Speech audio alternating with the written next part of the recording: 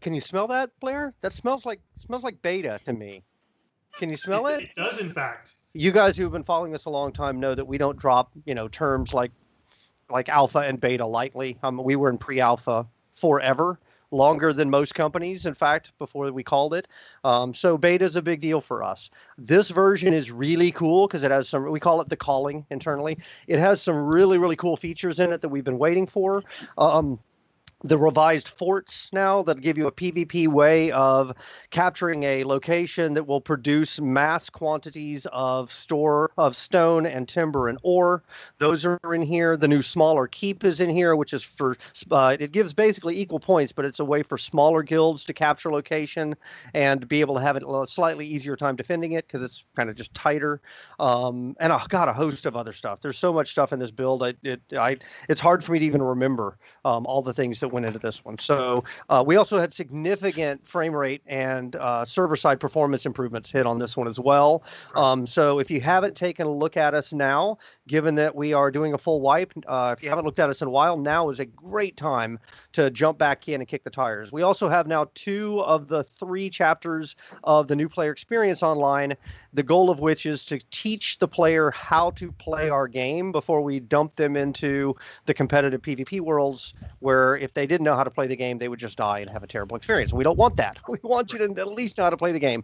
It's not very long, so it's not like we drag you through a big level treadmill or anything like that. Usually we're finding that players get in, and even if they don't have a guild to support them, within a couple hours, they're off to the races. If they do have a guild to support them, it might be down to minutes.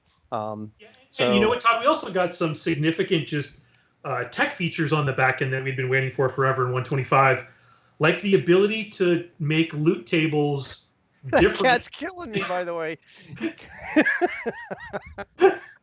You're ridiculous. I'm sorry. Go ahead. He's going for my beard. Yeah. He finds it fun as well. Okay, loot tables. Loot tables that you can do based on world band. This wasn't a piece of tech we had before. We can now say this only drops in this chest in a dregs world versus dropping in all of our world bands. It also, I've got some prototypes in there where some of the loot table, which means cool stuff like you will get bonus loot during sieges. We've also got more pack pigs. Again, their spawners are now actually scaling based off of siege time. Right. So during caravans siege time, increase during peak as well, for sure. Right. So the forts will have the same behavior. You won't see more chests, but you see potential for better stuff and more stuff in chests during an active siege. One comment that just came up that I think is an excellent point is they said, so, hey, what other features are you waiting on for beta? And honestly, I don't think there's a lot in terms. So there's some general issues that I expect to fall out. When we take a new build and we put it up on test, we give out free resources there to try and get people over to kind of kick the tires, but inevitably we don't get enough people on it to really test it. So usually what happens is it moves over to live, and then we find a couple issues that we missed. So we need to see if that's the case. Yes, I think, Blair, you are lagging a little bit. Usually we wait and see if that's the case, and then once it looks good, then we start to actually try and scale it up. In this case, scaling up will mean actually inviting players in. There are some additional features that are coming that are not in this version. So they are things that I know we need, but I didn't necessarily think they were necessary for the core loop. And at some point, guys, we got to get into beta. So I think that this is actually a pretty good spot we'll be in. There's a handful of things that are coming. So just because you say, hey, I'm still working on guild banks, and I know you are. I'm still working on alliances, and I know you are. I'm still working on mounts. Just because some of those things aren't in yet, and we will be going into beta, doesn't mean they're not coming. It just means that they'll be staged in at some point during the beta process. But I think we're to the point now where I do want to start to get people in, because I also want to test this new player experience, right? If we're just having builds that go out, that most of the people who are playing in those builds are the hardcore loyalists who have been playing the game for 6 months or a year or 3 years or whatever, they're not really testing the new player experience in a way that needs to be tested. So we're kind of at the point now where I need to start getting testing on that stuff. And beta will start small, right? We're not going to immediately dump 400,000 players into the game and just hope for the best. We'll start with, they're in waves or cohorts. We'll start with 500 or 1,000, and we'll see how that goes, and we'll see how the new player experience needs to be tweaked, and we'll make some changes, and then we'll do the next wave and the next wave, and those waves will get more frequent and larger as we dig into that 400,000. And that basically will tell us everything we need to know to be able to launch. So good question. I'm glad that you guys asked. We are working on Guildbank stuff. I know that's a big touchstone. As I mentioned last time, it's not that we don't prioritize it. It's just that it's a really hard problem because we decided to make a game that was frankly more complicated than a lot of MMOs in terms of architecture, because characters are not locked to a realm or a server. Characters are in a universe where they can basically freely move between all these worlds. And so that makes everything more complicated, especially with guilds, which is not just a single character, it's actually multiple characters. So anyway, I do know it's coming. We are still working on it. It is in process. I know that it's a pain point, and we're trying to get it to you as soon as we can. So, okay, so other stuff that we wanted to talk about this time, Mr. Blair, do you have a list? We want to talk, or do you want to talk about the new stuff we're coming in 6-100, which is our next milestone? Yeah, we can do that. I think so. CC, was there anything else you wanted to talk about with the version that's going live right now, or is that enough? I mean, they frankly, they can get in and play it. So true. The only other thing I had was talking about performance improvements that we've had go in. Yeah, it's pretty noticeable actually at this point, both on the client and on the server side. In fact, internally, we're still pushing on that. We're not done, but we've seen people that have historically had issues come back and say, "Wow, guys, this is vastly improved." Not just in the temple, right, and the kind of the newbie areas. That's great, but most importantly, out in the skirmishes and in the sieges. So we've been spending a lot of our time internally. We have monkey bots, basically bot programs, where we can fire up a couple hundred players and put them in a siege together and see what happens. And we kind of, it goes in burst. It's like, and then the server will be good, but the client's falling behind, and the client will catch up, and then the server goes ahead. So the latest round that we did, the client actually made a big stride forward, and just last week we tried to stress the server again, and we were able to push the server even further. So I can't announce anything yet, but I'm really I see a lot of promise, and I think we're going to end up in a really good place here, not just during beta, but by the time we hit launch. I think we're going to see some pretty significantly larger sieges, which is really cool with solid frame rate. So I'm really excited about what I'm seeing internally. So yes, okay. And so since you guys typically get the thing we finished as it pushed to live, so 5.125 is pushing to live.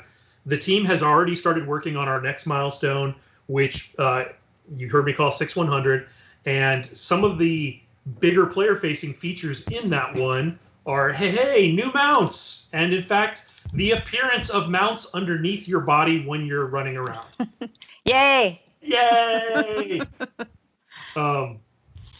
This one's been a long time because you guys have had the mount functionality now for, I think we've had it in for over a year since I just gave you the movement speed buff. Yeah, it's the Holy Grail coconut mount though, right? It's you get the speed buff, but you don't actually, it doesn't have any cosmetics. So that's changing. In fact, I think you guys have probably only seen concepts of the mounts, because that's what's been up ever since Kickstarter, right? It's been up on the Crowfall website. So did we get some snapshots of what some of those things look like now that they're fully rendered? Because they look pretty cool. We did, and they're up on screen. Okay, I can't see the screen, so great. Awesome colors, love it. So, yep. I won't say they're enhanced, but I think they're cool. Yeah, I think it's just another piece, right? You can kind of see that we had a giant checklist of things that we needed, and bit by bit they're coming. Campaign rewards is another one that's not on yet, but it's going to be coming during beta. And so that's one of the things I have to talk about. I had this time was alliances, campaign rewards, and EK loop. I'm happy to jump into those whenever you want, unless there's more to talk about on the 125 front. And the challenge with 125, right, is a lot of people have not seen it. and we'll be seeing it for the first time because it's going live. But for a lot of people in this particular chat room who are our kind of diehard followers, it's old news to you guys because you've already played it on test. So I always have to find myself jumping backwards and forwards between the present and the future. Yeah. Okay, so let's talk a little bit about campaign rewards. This design is actually locked and it's made its way. So campaign rewards are actually multi-vector. So what I mean by that is that we're not just going to be doing, you guys, if you're not familiar with the divine favor system, we basically have each campaign set up to where you earn points along 3 vectors: glory, wealth, and power. Glory is generally speaking about sacrificing things to the gods. We just added in this version that came out relic items because we found that too often that was being done by players in off hours and it was a PvE activity, and we wanted a PvP solution to that. So those relics are in now. If you go and collect a relic, it's worth some giant multiple of the kind of things you would get off of just farming. So so I think that's been a big, vast improvement. CC, you're so distracting. I don't know what you're paying attention to on chat. Yeah, I'm like, what is she You're laughing making it at? hard on me. I'm sorry. I'm not. Sorry. Okay. So glory, wealth is about building up your strongholds, right? So building your keeps up, adding buildings, largest, highest ranked building, most keeps, most forts, et cetera, et cetera, et cetera. It's all about capture, of building of your stuff. So I shouldn't say forts anymore because forts have changed their purpose. And then lastly is power, which is straight out capture mechanics, right? Taking over land, holding onto land, having the lowest capture penalty pool, things like that. So we're doing multi-vector rewards, which means that we will do overall campaign rewards for winning, right, for getting the most points and everything, but we'll also be doing smaller and secondary rewards for individual areas. So we could have a reward that says, hey, if you did in one of the top 3 guilds that ranked in wealth only, well, here's some really cool wealth related rewards that you guys will like. And our goal in doing that by having multi-vector rewards is to keep people playing, right? Is what we've seen is there's a natural tendency for players, if they get into a game, to check the scoreboard, and if they don't think they have a chance of winning, a lot of times they'll just bail out, right? You see this in MOBAs all the time, right? People log in and within the first 5 minutes they feel like it's not going their way, so they log out. So the goal of this is to give people, like Civilization does this very well, multiple vectors, multiple ways to win, is it gives you a chance to say, okay, well, we're not going to win in power, but look, we're actually doing pretty well in glory, or we're doing really well in wealth. And that wealth reward looks really cool. That's a really cool Malachi statue that's ebony and it glows. I think I'd like to have that for my EK. So we're going to go ahead and go for that reward and play out the rest of this campaign, even though we're not going to win the big grand prize. So I think that system will be very cool.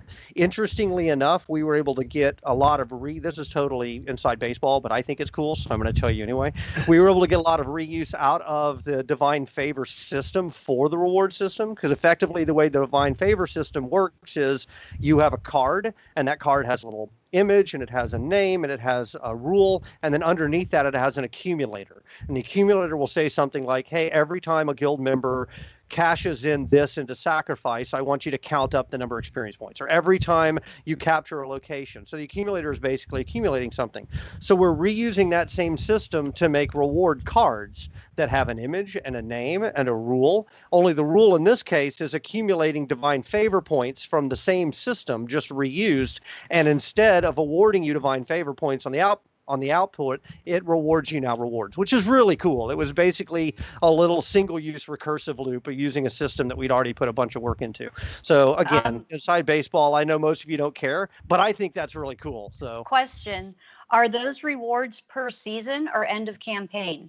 Right now they're end of campaign. So we potentially could open it up to make it per season and do seasonal rewards. We even talked about ability to do like individual rewards as well. When you log in, you can check and it'll say, hey, here's some individual rewards that don't give your guild any points, but they might give you something that you think is cool. Like here's a stack of a bunch of, purple ore or whatever.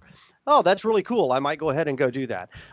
That's another way we could extend the system. We haven't done that yet, but we are talking about it internally because I think it could be really cool. If we feel like the seasonal rewards will actually lead to increased retention and stickiness in the campaign, then I'll definitely consider them, because I think that's key. That's what I'm really trying to do, is I want to keep people playing, right?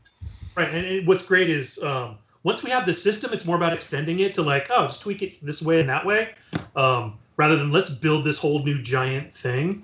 And what you're seeing right now is we're getting to a point with a lot of our stuff where there are a couple new systems coming online, but in a lot of cases, we're just tweaking existing things. I mean, that's how we got the mini keep in 5125, right? It was just a subset of the first keep that we put in 115 or 110, in fact. Yeah, right? for sure. So it's a nice place to be there. And what's great about us starting to talk about beta and bringing in more people is we have more people that we can listen to and get more feedback from.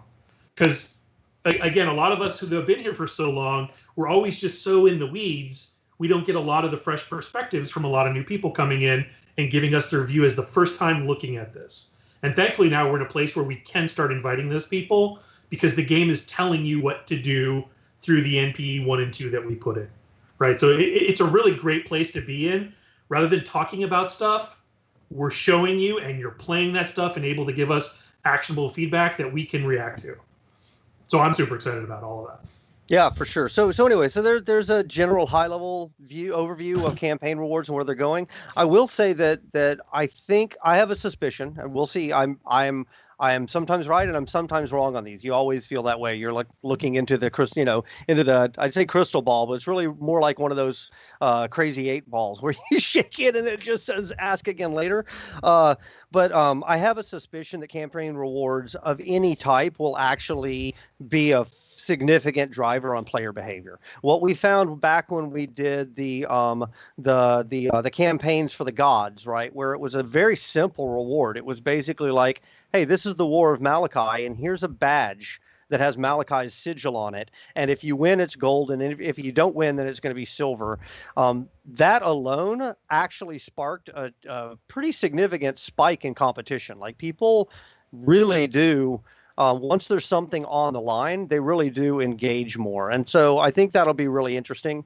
This particular set of campaigns that we're running here in this next version, by the way, I guess we should call out because we talked about it a little bit last time that players had made a suggestion and we said we would consider it. So not only we consider it, we actually did it in this version, which is creating a cross-continent campaign map. So the version of the dregs that's going to come up next is actually a US and EU campaign where we have siege windows firing that are convenient for both groups. So I think that'll actually be great. It also will increase, in theory, the amount of player population that we're going to get because those guilds will be able to get in and kind of scrimmage with each other. So I think that's going to be really fun. So I that was something that I meant to mention earlier, but I forgot, was that we're going to actually be able to have the intercontinental campaigns coming in this version, which should be pretty cool. Okay, so that was campaign rewards. So the next one I had on my list was alliances. Y'all want to jump over that? Oh, yeah. So I talked one last question on the sure. campaign rewards. Did you say if there's going to be anything that's different about the rewards for winners of dregs campaigns?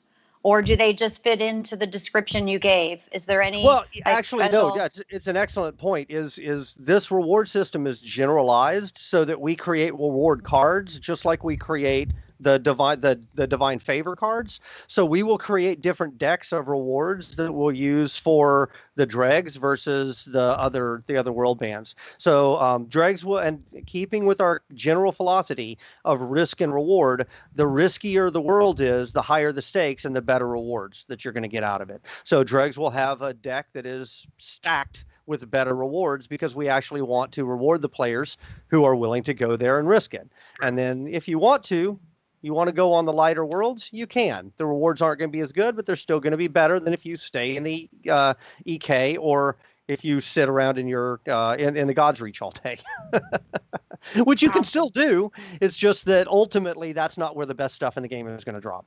Okay, so we're going to talk about alliances. Yeah, yep. So I talked to Charlie this morning. The work is underway, and he says it's going well. So alliances will be part of our next milestone as far as we can tell. It's looking good.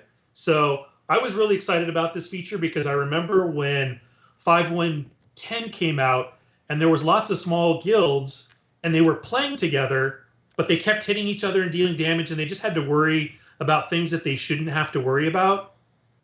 now in the future, in 6100, they will be able to create that alliance, and they will not be damaging each other.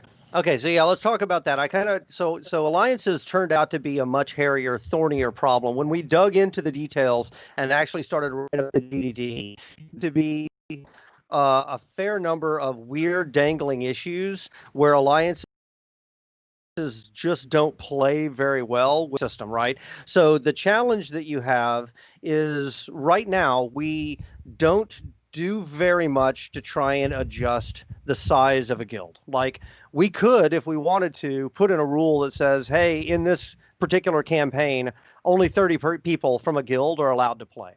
Um, we've I've been very reluctant to do that because I don't like to have any systems that tell players you're not allowed to play with your friends.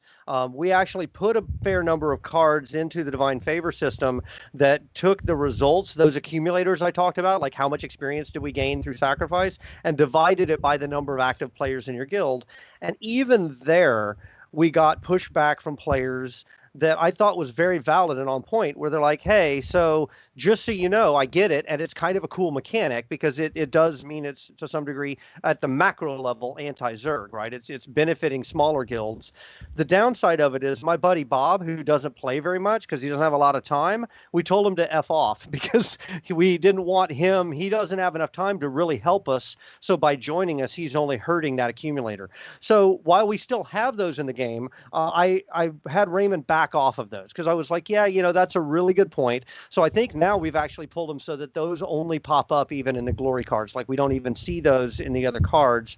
Or if they're there, they're very, very rare in the deck because I thought that was a really valid point. So the challenge that we have with alliances is if you allow alliances to start to pool their points together, then it creates a whole bunch of weird secondary and not necessarily by design behaviors. For example, I'll wait until the end of winter and then I'll just find 5 other guilds and we'll all ally with each other at the last minute to pool our points to just win. And that's not really what we were going for. And then I could put on limits saying, okay, well, you can't ally during winter, but now it's like, well, but what if that also, the downside of that is now I can't have allies during winter. So most of these issues popped up in terms of scoring, right? I didn't like a situation that forced guilds who don't want to ally because if they don't, they can't be competitive. So the first stage, I kind of, as I often do with design problems, I broke it into 2 parts. Part 1 is I just want to be able to work with these guys to fight those guys over there. And to do that, it's more a question of friendly fire rules, your guards not attacking me so I can use your services, so I can stage a fighting force out of your fort or your keep. So we're going to solve that problem first, which is we're going to allow alliances. And if you think about it, this actually has a lot. This is basically like a group system for guilds. I can invite you. They're temporary. I didn't want to lock anybody for the duration of the campaign because I like shifting alliances, and I didn't want alliances to be something that exists outside of the campaign. I want to be able to fight with this guild in this campaign, but be their enemy in this other campaign over here because we may be in 2 campaigns at once. So it's basically where we landed on the phase 1 of this thing is that it's a grouping system for guilds. I can invite Blair and his guild into mine and we become an alliance. And in the middle of the fight, I can decide, you know what, screw this guy. And I can break that alliance and my guards will turn on him and suddenly friendly fire rules go into effect or flip. So that's phase 1 is not to do scoring. Phase 2, which I think this is what I'm leaning towards right now for scoring, though again this is a really gnarly problem, is to have a separate once campaign reward system is online, is to have a separate scoring mechanic for alliances and individual guilds so that we have some rewards that are given specifically to alliances, but other rewards that are given to individual guilds. So if I'm the top guild and I did better than any other guild out there, we can be rewarded for that. But if I'm really the top guild and I'm willing to take on all the alliances as well without allying, that's an even bigger reward. So if we create multiple vectors, which the campaign reward system allows for, I think that'll tackle that problem. For right now, the first thing we're going to get in is the basic not scoring version, because I think that's like the 80-20 rule. It gives us 80% of the win for 20% of the work. The scoring thing is going to be obnoxious. I don't know if it'll get in by launch or not. Let's see how campaign rewards goes, because that has to be in by launch, and then we'll take another look at it and see. Well, So and anyway, a Todd, lot of talking about alliances. I'm sorry, I didn't mean to dominate the the yeah, airways there, Blair. But you want to chip in? yeah, I do because so for me it was a particularly painful issue when we made a significant leap from our last year's update that was up for 9 months or whatever, and it was a great update because it had been the first thing. It was like almost a year of development, and I watched these smaller guilds just struggle to play. Right, so our organized guilds, they had no problem with it, and they got all the new features, and it was great. The little guys, though, they just had a real problem. They want to keep their small guilds because they want to keep their names, but they didn't have a way to not damage anybody, to take towers together, and it just it was painful. So beyond everybody screaming for the actual feature, watching you guys play on Twitch is always awesome for us because we actually get to see how you guys are using the systems.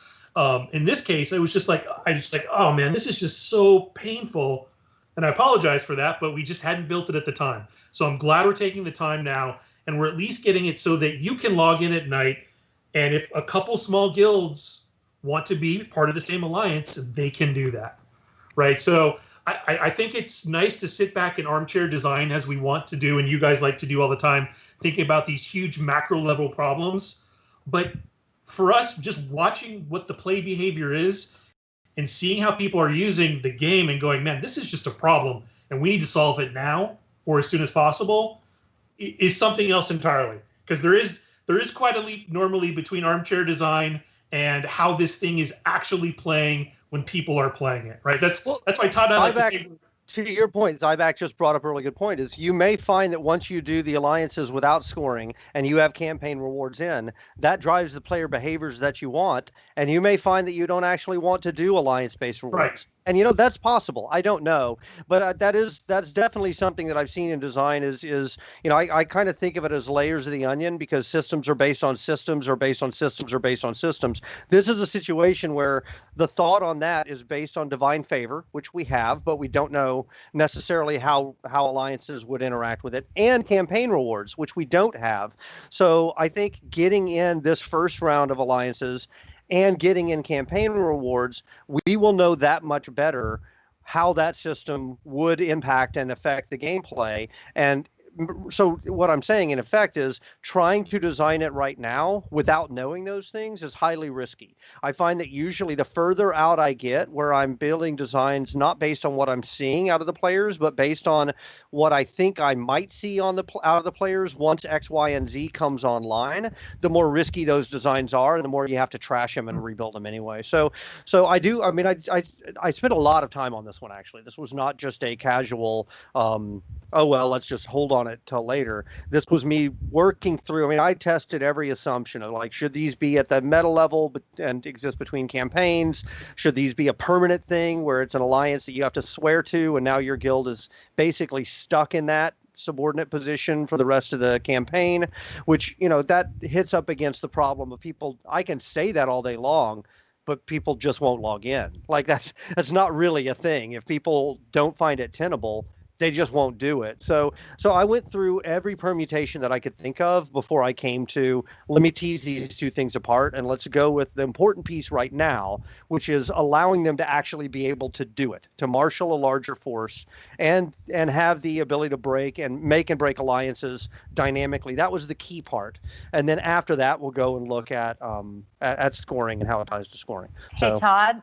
Yes, There's ma'am. a question, and I don't know if you addressed it, but asking about, is there a cooldown between breaking an alliance and joining another one? Are there any? Right now, I don't believe there is. In fact, I actually suggested to the engineers. Now, a lot of times I make these suggestions because I think they're good ideas and they turn out not to be for technical reasons. But I actually made the suggestion that they could go look at the grouping system and see if we could get reuse out of it. Because the grouping system, if you think about it, inherently has all of the same things we want, which is it has an invite mechanic. It has UI that tells you who's allied with you. It has channels that you can actually then use, and it has it affects friendly fire rules. And then you can break the group at any time and form a new one. It has a group leader. So I basically mirrored that design for alliances, because once I made that leap to, it's basically just a grouping system for guilds, everything else kind of fell into place.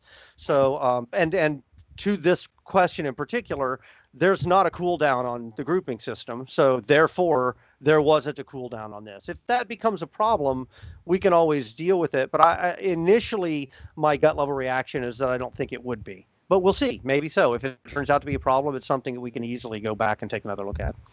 Yeah, adding a cooldown to something like that, trivial once we have the thing, right? Yeah. Yeah, the building it, and in this case, right, the challenge in this one is, again, because we're a universe of worlds, is we have to connect all that stuff. It's not quite as bad because I'm not currently having the alliances live outside of a campaign, so that puts it within the campaign cluster, that cluster of worlds that makes up a campaign. That's always easier than making it between those clusters, but it is still multi-zone, and so that always adds, you have to build connective tissue. That's why I suggested, let's see if we can use any of the grouping stuff, because that connective tissue is already there.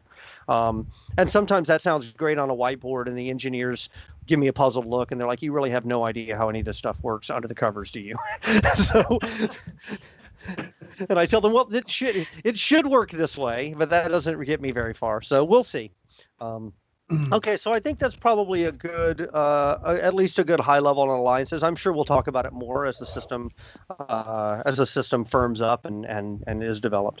So okay, next one is EK loops. So this is one that has been brought up many times to us because we are starting to get to that stuff now. So in advance of getting the EKs, what's the purpose of the EKs? So the purpose of the EKs is basically a combination of an economic purpose and a social purpose. The economic purpose is that we want people to be able to build their EKs into basically market worlds, if you will. So I can prop my EK, I can drop a bunch of vendors there, I can drop crafting stations there, I can go there and I can build really cool wares, and I can make myself a known destination that players come to.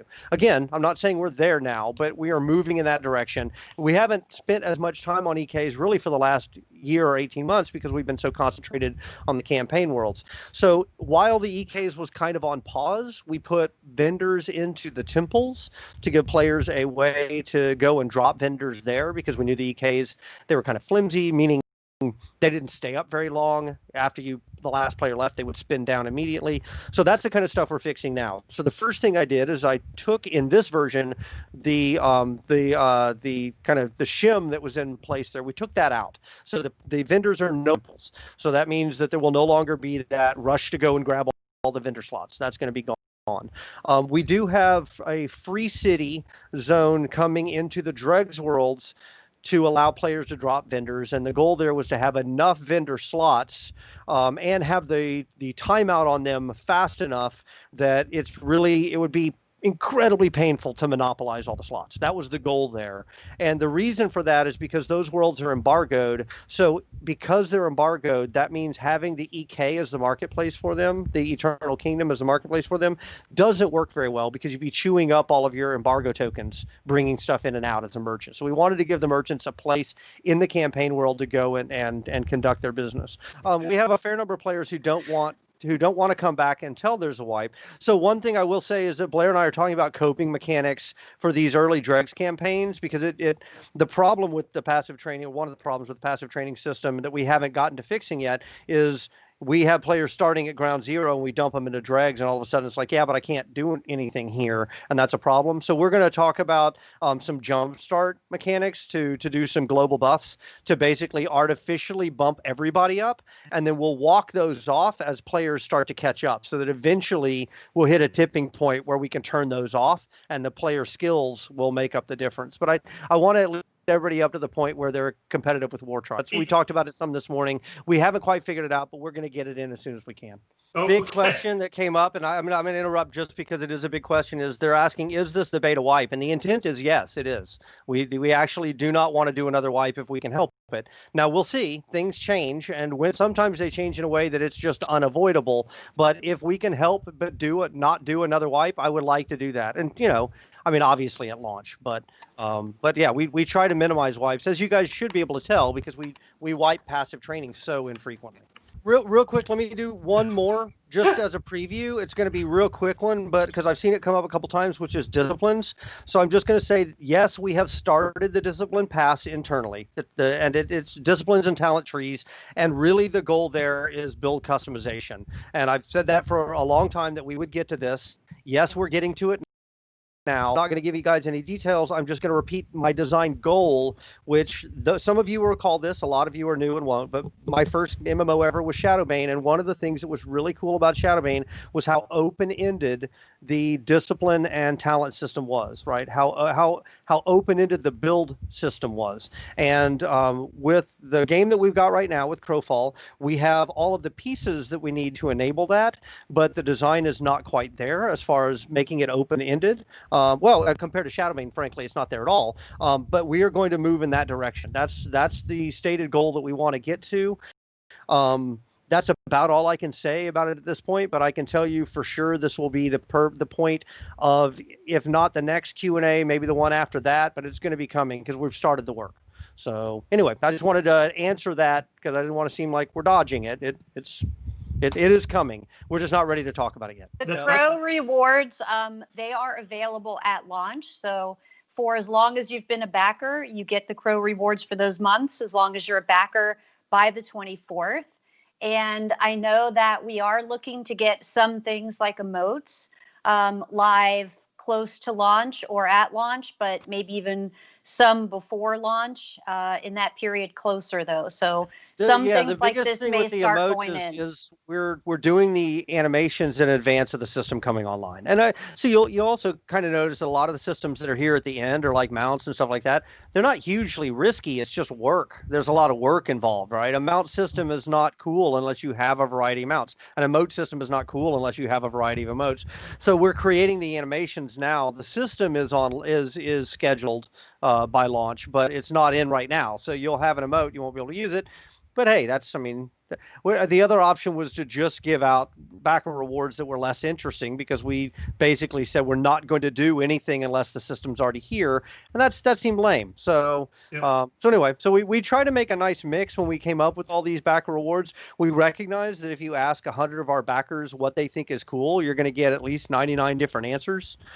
So we tried to skip around. You'll notice from one month to the next, it's not just, hey, another weapon skin, and the next month another weapon skin, and the next, right? We try to mix it up and come up with different ideas. And the reason that, at some point we felt like as a company we would do better to thank you guys for already having backed us, rather than constantly hitting you with an email that says, here's some new stuff, buy it. So it was just like, you know what, rather than every email basically being a pamphlet and a catalog to try and sell more stuff, let's just start actually every month giving you something cool.